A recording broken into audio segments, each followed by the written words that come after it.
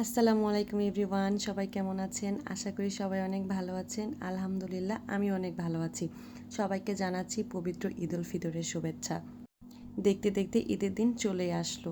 এবারের ঈদটা আমার কাছে অন্যরকম এবং খুব আনন্দের, কারণ এবার বিয়ের পর এই প্রথম আমি আমার বাবার বাড়িতে ঈদ করতেছি এবং ফাইজা আয়ানও এই প্রথম ওর নানা বাড়িতে ঈদ করতেছে। সেই সাথে আমার আবার শ্বশুরবাড়ির কথা মনে পড়তেছে, বিশেষ করে ফাইজার বাবার কথা, কারণ বিয়ের পর সবসময় প্রত্যেকটা ঈদে ফাইজার বাবার সাথে কাটানো আমার।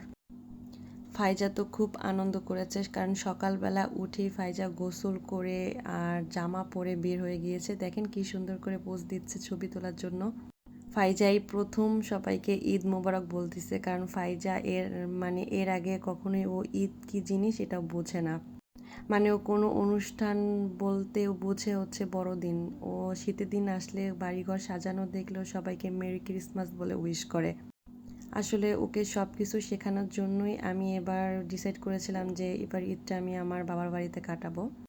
তাই প্রায় 20 রোজায় আমি আমার বাবার বাড়িতে চলে এসেছি। ফাইজা অনেক কিছু দেখেছে এবং অনেক কিছু শিখেছে আলহামদুলিল্লাহ।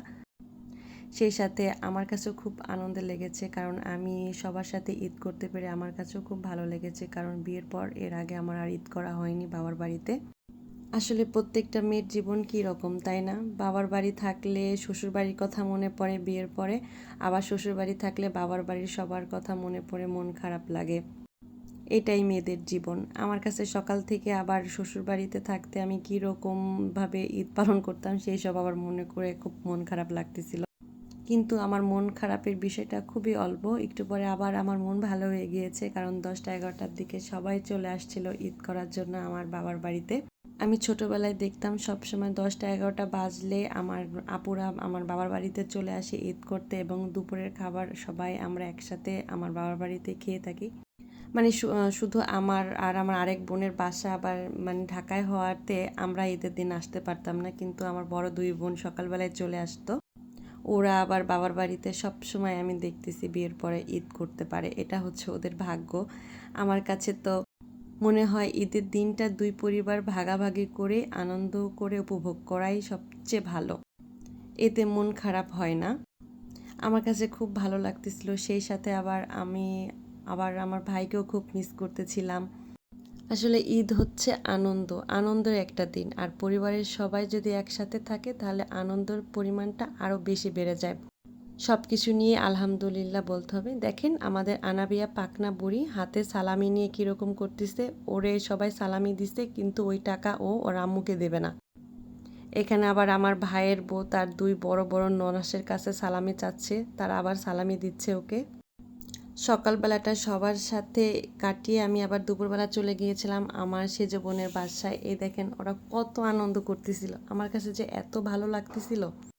সবচেয়ে বেশি ভালো লাগতেছিল হচ্ছে ফাইজার যখন সবাইকে ঈদ মুবারক বলতেছিল। আসলে আমার ফাইজার জন্যই হচ্ছে ঈদ এখানে করা। আমি আগে সকালবেলা করতাম কি, ফাইজার মতো যখন ছিলাম সকালবেলা ঘুম থেকে উঠে ঈদের জামা পরে গোসল করে সবার বাড়িতে চলে যেতাম। আমাকে ঈদের দিন আর কেউই খুঁজে পেত না।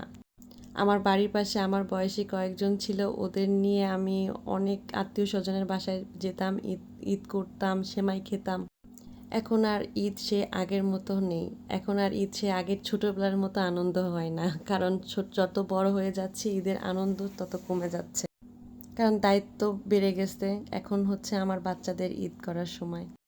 আমার পুরো দিনটাই গিয়েছে হচ্ছে ফাইজা আয়ানের পিছে দৌড়াতে দৌড়াতে। আমার মেয়ে যে এত আনন্দ করেছে, সেই সাথে আবার একটু মন খারাপও ছিল ওর। আমিও শত ব্যস্ততার মাঝে আমি নিজেও একটু গুছিয়ে নিয়েছি নিজেকে, কারণ যত দিন যাচ্ছে নিজেকে খুব মুটিয়ে ফেলেছিলাম। কারণ এখন মনে হচ্ছে শত ব্যস্ততার মাঝেও নিজেকে একটু সময় দিতে হবে। এত ব্যস্ত থাকতে থাকতে দেখা গেছে আমি সকাল থেকে কিছুই খাইনি। আমি যে এখন রেডি হচ্ছি চলে যাব আপুর বাসায় ইচ্ছা আছে দুপুরে খাবো। ওকে ফোন দিয়েছিলাম যে দুপুরে কী কী রান্না করেছো, আমি আসতেছি। ও যে দেখি এই যে পোলাও রান্না করেছে, তারপরে হচ্ছে রোস্ট রান্না করেছে, গরুর মাংস রান্না করেছে, সেইগুলো যেয়ে খেয়েছি। ঈদের দিন তো আলহামদুলিল্লাহ ভালোই কাটলো। ঈদের পরে কয়েকদিন আবার দাওয়াত আছে অনেকগুলো, সেসব দাওয়াতও অ্যাটেন্ড করব। জানি না সেসব দিন কেমন কাটবে, ইনশাল্লাহ ভালোই কাটবে। আমার মেয়ে তো খুব আনন্দ করতেছিল সবার সাথে ঘুরে, সবার সাথে দেখা করে।